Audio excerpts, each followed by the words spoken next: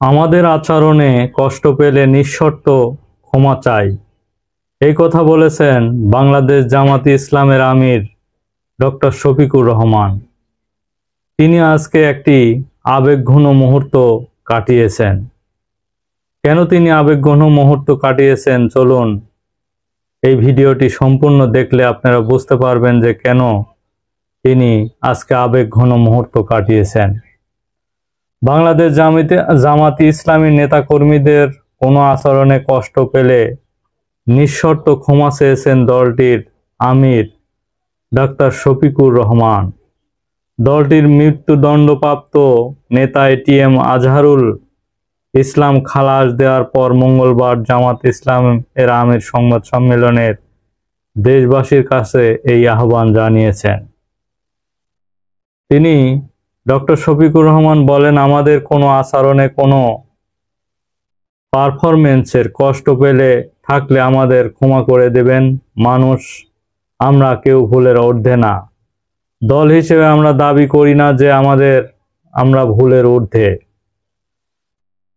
এবং এই দল হিসাবে আমাদের দাবি এবং সংগঠনের প্রতিটি কর্মী এবং সহকর্মী কিংবা দলের দ্বারা কোনো ক্ষতিগ্রস্ত হয়েছে কষ্ট পেয়ে নিঃশর্ত ক্ষমা করে দিবেন বলেও দাবি করেছেন এই জামাতে ইসলাম বাংলাদেশের আমির ডক্টর শফিকুর রহমান।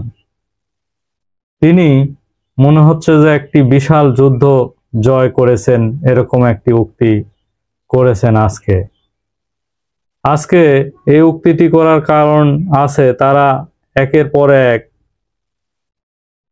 দাবি করছে যে মিথ্যা আইন প্রয়োগ করে বিগত ফ্যাসিস্ট আওয়ামী লীগ সরকার তাদের 11টি বড় নেতাকে তারা হত্যা করেছে, এবং এই ধরনের কার্যক্রমের কারণে তিনি বলেন যে এটিএম আজহারুল ইসলামও তাদের মধ্যে একজন ছিলেন।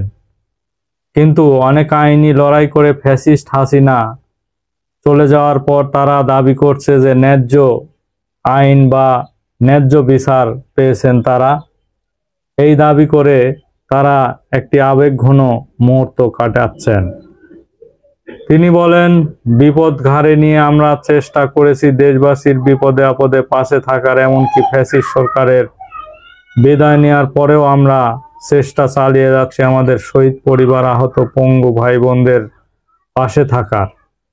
কিন্তু আমরা এটা বিশ্বাস করি যে আমাদের পুরো কর্তব্য আদায় করতে পারিনি অনেক সীমাবদ্ধতার কারণে।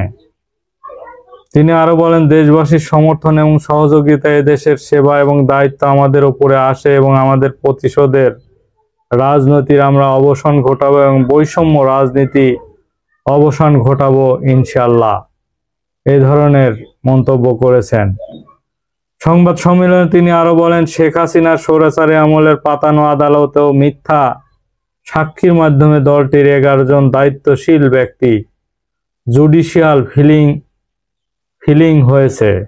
সাবেক প্রধান বিচারপতি এস.কে. সিনহা বিষয়টি তার লেখার বইয়ের অপরাধ স্বীকার করে তুলে ধরেছেন বলে উল্লেখ করেছেন জামাতের আমির ডক্টর শফিকুর রহমান। বলেন, এই বিচার প্রক্রিয়ার সময় তাদের দলের নেতাকর্মী নির্যাতন করতে সেফ হোম। তিনি বলেন, এই বিচার প্রক্রিয়ার সময় তাদের দলের নেতাদের নির্যাতন করতে সেফ হোম এবং মিথ্যা সাক্ষী দেওয়ার জন্য লোকদের রাখত সেফ হাউসে বানানো হয়েছিল। তার মানে এই যে বিচার কার্য প্রক্রিয়ার মধ্য দিয়ে ডক্টর শফিকুর রহমান অভিযোগ করেছেন যে এই আওয়ামী লীগ, ফ্যাসিস্ট আওয়ামী লীগ সরকার যাতে সাক্ষীতে কোনো বাধা বা সমস্যা না হয়, এই কারণে তাদের জন্য একটি সেফ হাউস বানিয়ে রেখেছিল। তারা শুধু এই যে ট্রাইব্যুনাল তৈরি করেছিল, আন্তর্জাতিক অপরাধ ট্রাইব্যুনাল, তাদের বিচারে সাক্ষী দিতে যাতে কোনো সমস্যা না হয়, এই জন্য তাদের সেফ হাউস বানিয়েছিল বলে বলেছেন তিনি। এই সম্পূর্ণ বিচার প্রক্রিয়াকে তিনি জেনোসাইড অব দ্য জাস্টিস বলে উল্লেখ করেছেন, এবং তিনি আবেগঘন মুহূর্ত কাটিয়েছেন তাদের যে